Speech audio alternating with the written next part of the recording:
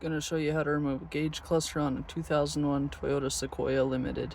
So we want to get the whole instrument cluster out. So first there's going to be 2 Phillips screws, one right here and one right here. Let's go ahead and remove those. First, start by moving the steering wheel down. Push this towards the driver. Pull down on the steering wheel. That'll give you more access. And come up in here with the Phillips screwdriver, a short one. Let's get the first screw out.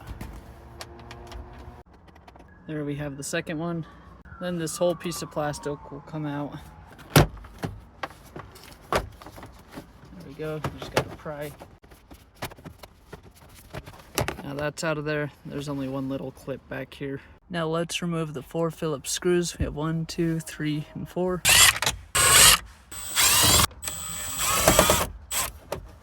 Now those 4 screws are out of there. So you just gotta kind of wiggle it back and forth. Slide it forward as much as we can.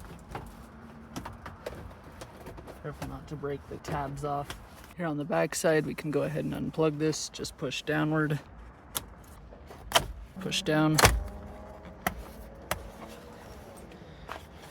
There we have it, and here's the part numbers.